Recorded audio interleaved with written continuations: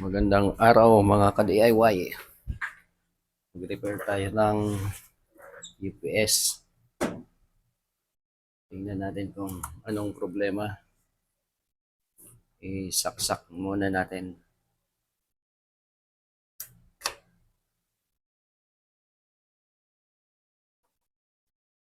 Mukhang walang power to. Test muna natin. Tester natin.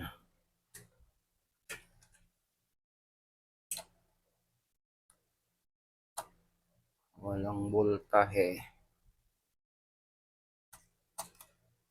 Ito sa saksakan. 233. Dito. Walang function. Wala. Kailangan nating buksan.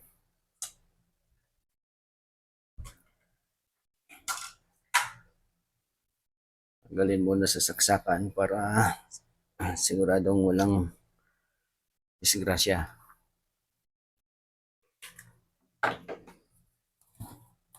Ang brand pala nito ay APC. Model ES500. Ginagamit ka sa mga UPS o kaya sa backup ng CCTV recorder.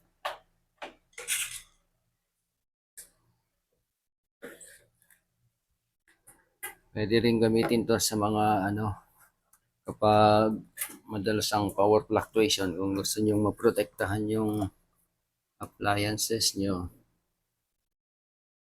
pwede to.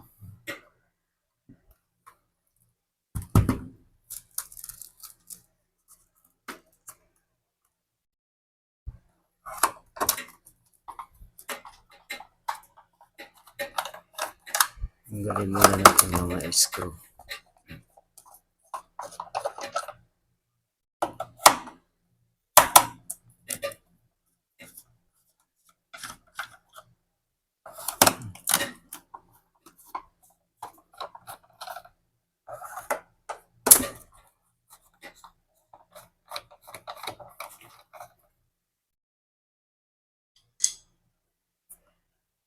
Yan.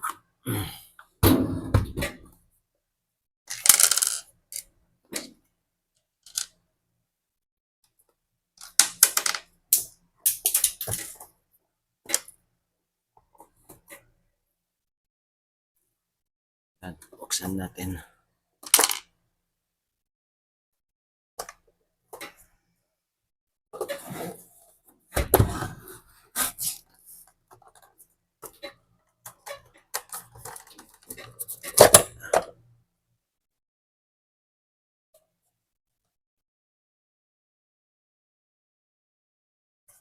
Kapag nagbubukas kayo ng UPS, kapag nakakabit pa yung battery, iwasan yung makasaging nito sa mga parts ng pyesa.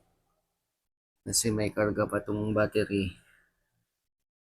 Maaari kayong makuryente. Tanggalin muna natin yung terminal. Ayan. Kapag nakatanggal naman na yung isang terminal niya, okay na yan. Safe na yan.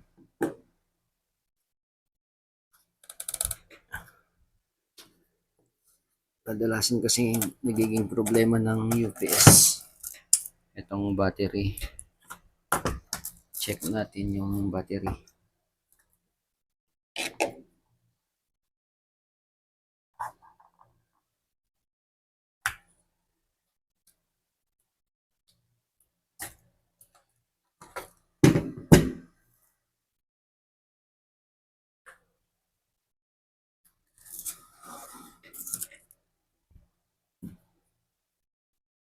Ito, malamang ito sa physical appearance pa lang ng battery, makikita mo na may problema. Ayan, lumobo na. May lobo na rito. Dito rin sa side na to. I-test din natin yung voltahe niya. DC voltage.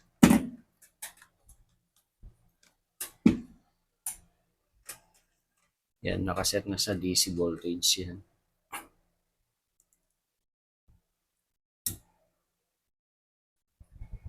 Wala, 3 po, wala na talaga, wala ngang 1 volt eh. 0.331.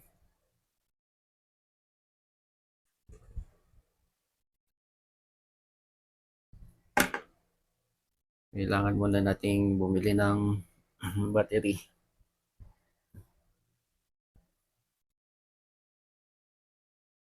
Labas muna ako. Bili muna ako ng battery.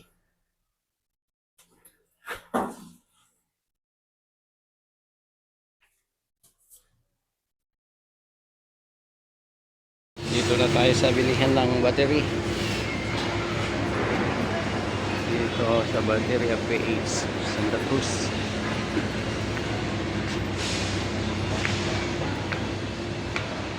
Ito yung mga battery nila. Bili ulit ako ng ano, yung 12 volts, 9 ampere. 9 ampere, yung Yuasa? Oo, Yuasa. Taiwan. Original. Ilan daw kuya? Isa. Isa? Oo. Ito yung mga nagbibenta rito, mga mababait. Ito, mga iba-ibang klaseng battery. Kung gusto nyo pumunta rito, yan, marami silang available. Quality na battery din dito.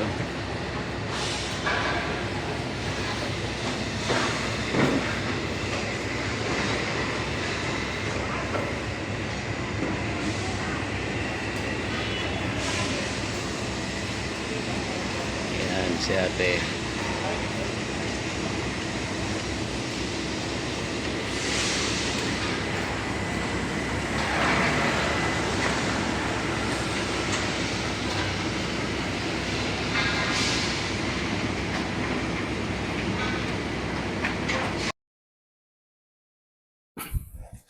Yan, tuloy na natin yung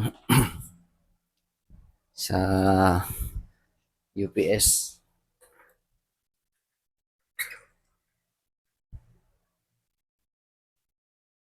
Ito, nakabili na ako ng bagong battery. Ito, Yuasa. Ang nabili ko, made in Taiwan. Magandang klase na rin ito. Dalawa kasi yung Yuasa na battery, meron ding made in China. Pero ang binili ko yung made in Taiwan. Mas maganda to, original.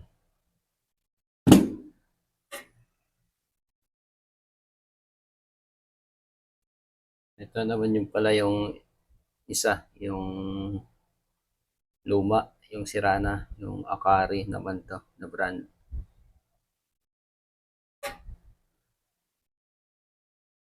Tingnan natin kung sino mas maganda ang performance ng battery.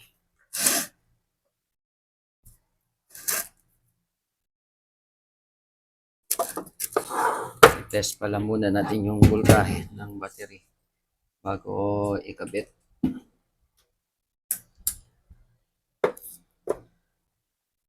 Yan, nakaset na sa 12 volts. Sa direct current, dapat may 12 volts na lalabas.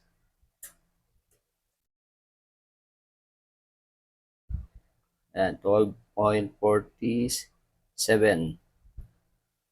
Yan. May karga itong battery.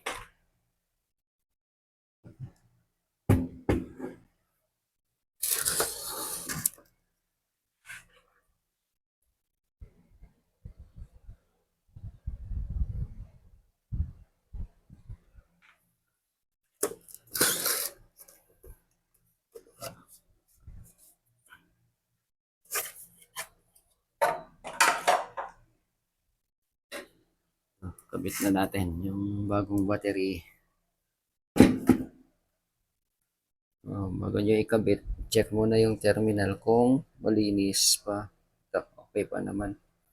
Kung minsan kasi nagkakaroon ng ano dito, parang pulbos.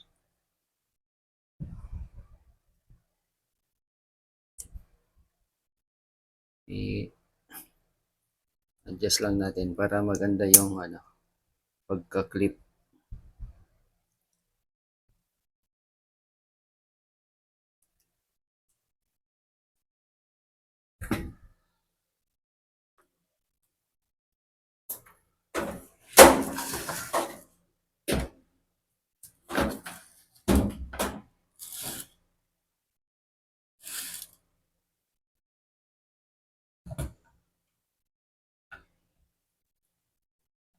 Unahin muna natin tong negative side.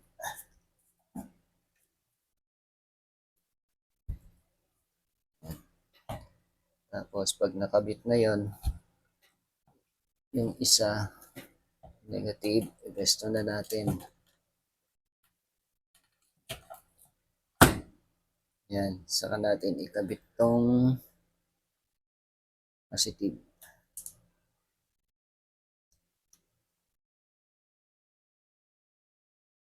Yan.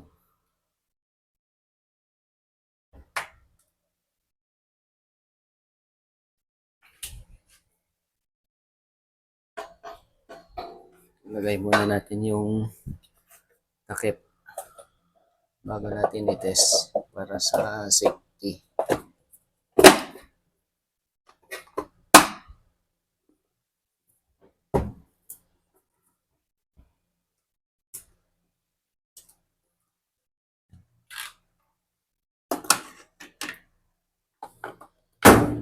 Yan, saksak natin. Testing.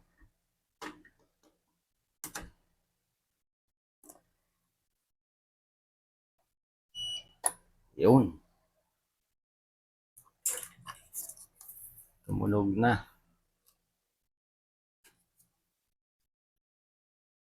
Test natin yung voltahe kung meron na.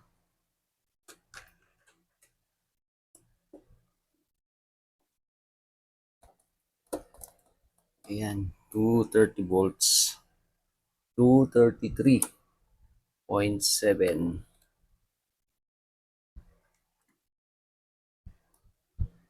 Ayan, may may output na. Ito dapat kapag matetest na gumagana yung battery, yung backup niya, kapag tinanggal mo sa saksakan, dapat mayroon pa rin yan. Ayun, mayroon pa rin. 226 volts, 225, 225.2. Yan. Yan yung niya, backup. Kapag nagkaroon ng brownout, ito ang gagana, yung UPS. Depende sa amperahe ng battery. Kung mas mataas yung amperahe niya, ampere niya, mas matagal na malobat. Kung mas mababa naman, mas mabilis lang yung niya, yung pagka-drain ng battery. Yan, balik natin yung saksakan. Yan. Yan yung normal power niya. 233 volts. Pag naka-normal power. Pag yung battery ang gagana, yung magbaback up sa kanya, 225, 227, 228, yan, 229, nagbabago-bago din.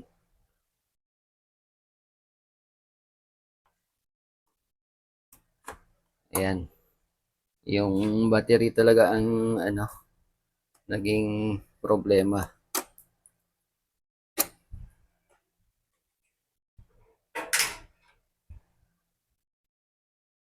I-off muna natin bago ibalik yung mga screw.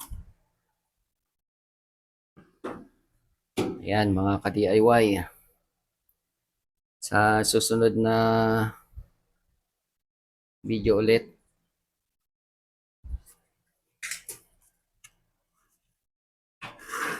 thanks for watching. Subscribe kayo sa aking YouTube channel para sa mga iba pang i-upload ko.